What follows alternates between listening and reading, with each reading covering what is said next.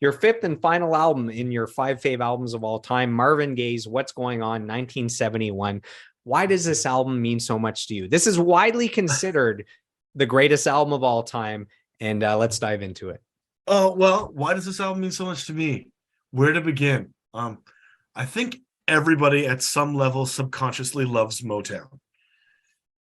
There's really, I feel like if you love music, and again, this is an opinion, you probably somewhere have a soft spot for Motown.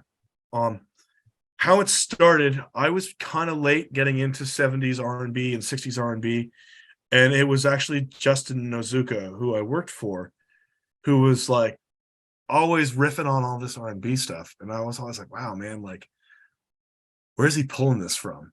And the other guys in the band would be like, oh, dude, this is Marvin Gaye, this is, Edwin Starr, this is, this is Lamont Dozier, like, this is Otis Redding. And then it was awesome because it was sort of like a musical reawakening for me in a way, was diving down into a genre that I had no real experience in and learning about all this fantastic music, and learning also to look at music from a different perspective, as like, is this pop or is this rock, is this rap, is this metal? Is like, just, this is a great song. This music, like, this album is transcendent of any genre. You can be a metalhead and love this album, you can be a hip-hop guy and love this album. Like, you can only listen to classical, only listen to Modest Wygorsky and Paganini and still love this album. Like, it's just such a great sounding record, first of all. And then when you discover how the record was made, which is in the dirt floor basement of a semi-detached home in suburbs of Detroit by a bunch of guys who at the time were basically being paid peanuts and completely unknown. It wasn't until like Standing in the Shadows of Motown where these guys all started to get their due. But aside from the incredibly important socially conscious message of what it means to come back from war and conflict and society, and the way that division in society and all of those things, is just this music that just feels so great to listen to, and obviously as a bass player, it's probably James Jamerson's crowning achievement. I know Bob Babbitt did play on one or two songs that went kind of uncredited because of James's drinking at the time. There's a very famous story about the recording of What's Going On, of James Jamerson being so drunk that he couldn't actually sit on the stool to play his part, and they couldn't find Babbitt, so they ended up lying him down, and he played the entire song in one take lying on the floor, because when he sat on the stool he'd fall over because he was so hammered, which is not also in no way an endorsement for drinking to the point where you can't sit on your stool. But like, it's just a masterwork of music.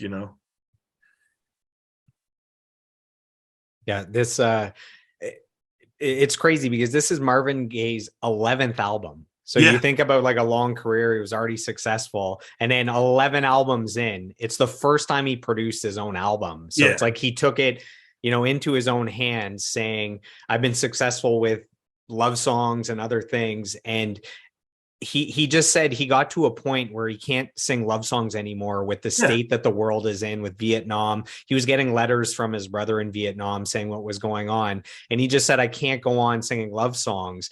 And he basically just took it on to himself, produced the album himself. He told the head of Motown that I'm going to do a protest album. And they're like, no, like, we can't do a protest album. And I can't imagine Berry Gordy had a good response to that. Yeah, this was essentially like career suicide. Yeah. And basically what happened is they had recorded What's Going On, just the song, but not the album yet. And even though they didn't have support from Berry Gordy yet, they ended up sneaking out What's Going On to radio and it went on to be a massive, it went to #2 on Yeah. Billboard, and then they're like, oh shit, okay, and then it's like that gave permission to do the rest of the album and get it out. Yeah, it's interesting because, you know, like as a very young teenager, I had, he's since passed, when my uncle Michael went to Vietnam and served in the U.S. military, the U.S. Army, and did 2 tours. And I remember going to visit him and asking, you know, like, what was it like? And he was like, well, I'm not going to tell you. We're not going to talk about it.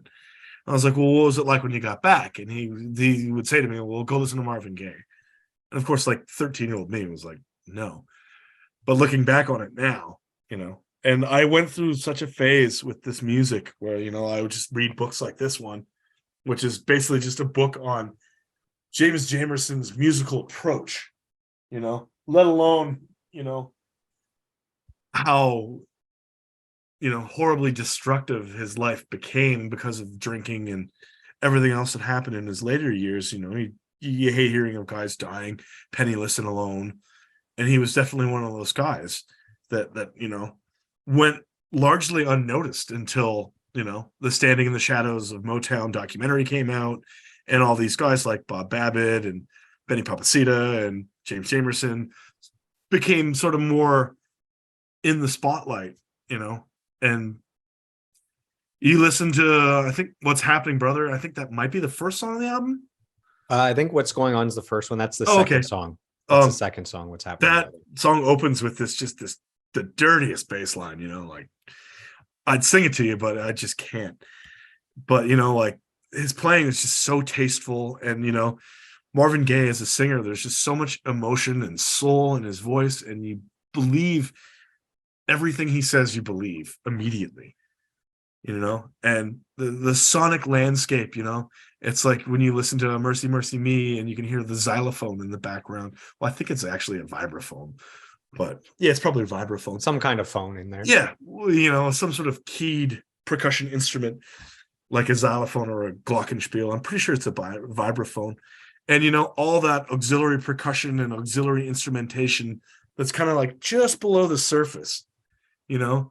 Again, like, I don't really have a horse in the race when it comes to, you know, discrimination or you know, racial injustice or politics. I grew up in a very stable, loving household. So when I look at albums like this, I look at it more from the face of the music itself and less of the political side.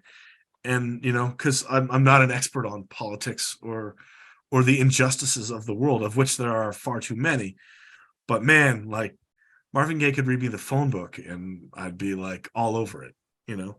And the musical arrangement underneath it, that, you know, that really creates the environment for this emotion is like, it's spectacular. There's no other way to say that this record is spectacular. You know, I don't know anyone that doesn't like this record. I don't think anyone in the world does. So I had heard this album many times over the years. Yeah. I mean, it literally, when I look, it shows up on over 50 lists, like the big list, Rolling Stone, NME, all those. It's literally on every list for the greatest albums of all time. And so I'd listened many times over the years, but this time it's like, okay, I need to listen to research, you know, what to talk about. So I really listened, and it's the first time all these things jumped out at me. So the first thing is the whole album sounds like one jam session. So you mostly hear Marvin Gaye's voice right up front. So it's this powerful voice, delicious reverb on it. And then a lot quieter is this band that's like jamming the entire album. You know, it's not like a standard like 4-note bass line. No. It's like walking the bass through the entire album. And if you listen all the way through, it just sounds like a band that's playing and shifting through a full album, and then it's done. The songs actually all segue into the next. Each other. Yeah, so, like flying high in the sky. Yeah, it's like one session. So that really stood out. Was it sounds like one long jam that has a singer over top of the jam session. And also the bass. I never, you know, I'm familiar with all the songs on the album, but I've never clued into the bass, but listening with the good headphones, it's so good. Bass is going through the entire album, and it's so unique and so funky and so tasty. That really stood out. And that's really the cornerstone of like almost all modern rock bass playing. If it's a finger style player, you could draw usually a straight line directly back to this record. The bass playing is phenomenal. And one of my favorite things, you were talking about the sequencing, when they go from Flying High in the Sky into Mercy Me, the key change, right? There's just this instant lift, right? They're kind of segueing out, and then Mercy Me starts, and the key change just, it goes up, I think maybe only a semitone or maybe a whole tone. But there's just this instant lift as you go into the song, like, oh, I need to pay attention. You're even like, I find myself like rising out of my seat a little bit every time. And then it's like, oh, okay. Like, what a masterstroke. Like, everything, there's no part. It's hard to spend time talking about how good this record is because everything on it is perfect. And this was actually a groundbreaking album on the charts because Marvin Gaye, with the three singles on this, the first three singles on the album, he became the first male solo artist to chart 3 top 10 singles on the Billboard Hot 100. So, people, Bruno Mars, people like that nowadays, Eminem, they do that. Drake will have in the top 20 songs, he'll have 17. Like, that's what happens with streaming now. But back in the day, Marvin Gaye, this was the first time he had 3 songs in the top 10, which was groundbreaking. And I reference Rolling Stone's 500 greatest albums of all time list all the time. I'm always referencing that. This is the number 1 album on that list, period. Yeah, so it's not in the top 10, in the top 500. It is number 1. Rolling Stone considers it the single greatest album in human history. Yeah, and it should be. It's never boring. There's no point in that album where you're like, oh, all right, like, let's move on. If it's even during the little segues in between songs, you're like, I wonder where this is going. Like, you want it. It's a record that makes you want to listen to it more every time you hear it. Every song that goes by, you want to listen to the next song more, and the next song more, and the next song more. It's it really is. It is, when people throw around terms like masterpiece, this is a masterpiece. And whatever dethrones it, it'll, I hope it actually earns it. Because, I agree with the statement that it's probably the greatest record ever made. So I have one final point, and then we'll wrap up. So the start of the song, What's Going On, there's kind of that famous saxophone riffing. And it's there's this famous backstory that wasn't supposed to be there. Like, it's such a random, a song starts and there's this kind of saxophone for a bit, and then there's vocals. Like, it's just a strange intro. And the story behind that is the saxophone player thought they were just recording a demo and they were just warming up, and he just plays that part. And then Marvin Gaye was like, oh, what was that? That was amazing. He's like, oh, that was just me goofing around. And he says, there's this line, I want to read it so I don't mess it up. So the sax player is Fontaine. He said, I was just goofing around. And Gaye, being pleased with the result, replied, well, you goof off exquisitely. Thank you. And they kept it as that was the start of the actual song. Yeah. I mean, that's one of the other things that makes this record, the achievement, so great is, the environment and the time and the equipment in which they recorded it with. Like, this was the record that was recorded in, a dirt floor basement of a house, with minimal technology. There's no punching in or punching out, or you're not even able, I don't even think they're at the level where they're doing tape edits. Like, I think maybe it was recorded to 8-track, and I mean, in 71 or 70, like, there's not much more. Like, I think maybe they may have gotten to 12 tracks by then, but this is like a 10-piece band with a vocal, like, most of it going live, and backup singers, some lights, a small string section, horns, 2 drummers, a multi-percussionist, bass, 2 guitarists. It's unbelievable, And like they did it in like a heartbeat.